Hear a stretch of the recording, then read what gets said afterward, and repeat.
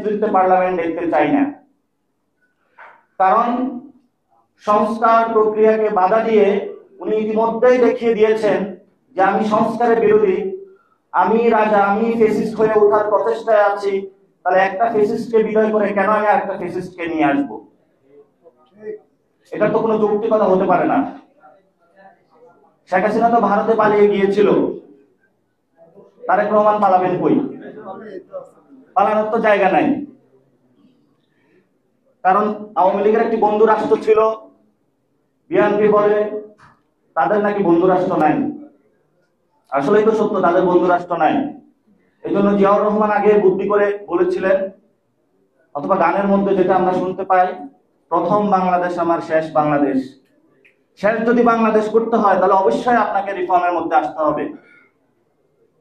কারণ বাংলাদেশ, পুরো বাংলাদেশ রিফর্মের দিকে যাচ্ছে। যদি রিফর্মের দিকে আপনারা যেতে না পারেন তাহলে বিআরপি নামক যে দলটা আছে এটাও নিশ্চিহ্ন হওয়ার কথা হাঁটবে ইনশাআল্লাহ। এখন এই কথাগুলো আপনারা দীর্ঘ সময়কালীন একটি রাজনৈতিক দল গড়েছেন। এই রাজনৈতিক দল ব্যবসায়িক দলের মধ্য দিয়ে এসেছে।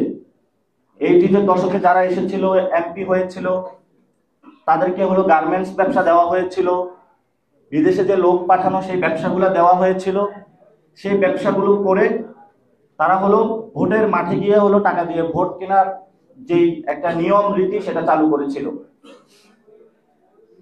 একটা সময় ছিল বিএনপি প্রার্থী খুঁজে পেতে অনেক কষ্ট হইত, কিন্তু যখন আপসী নেত্রী আমাদের একজন পলিটিক্যাল ব্র্যান্ড অ্যাম্বাসেডর বলেছিলেন, আমরা আগে দেখতাম সাকিব আল হাসান নামতো মাঠে, তারপর হলো মাশরাফি হলো মাঠে নামতো হলো নৌকার ভোট চেয়ে।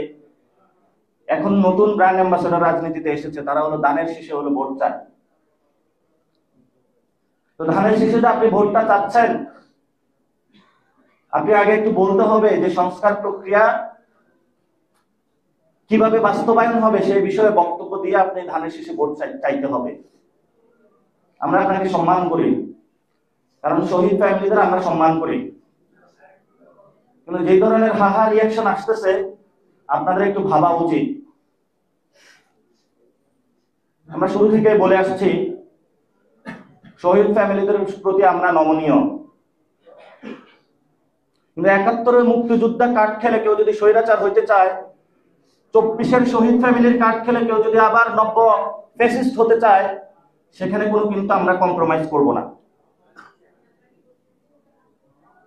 আমরা ওই সময় দেখেছিলাম ৭১-এর পরে যারা সত্যিকার মুক্তিযোদ্ধা ছিলেন, যারা সত্যিকার অর্থে সাম্য, মানবিক মর্যাদা, ন্যায় বিচার চেয়েছিলেন, তাদেরকে এক পাশ কেটিয়ে নতুন কিছু কম্বল চোর আবিষ্কার হয়েছিল, চোর বাটপার আবিষ্কার হয়েছিল।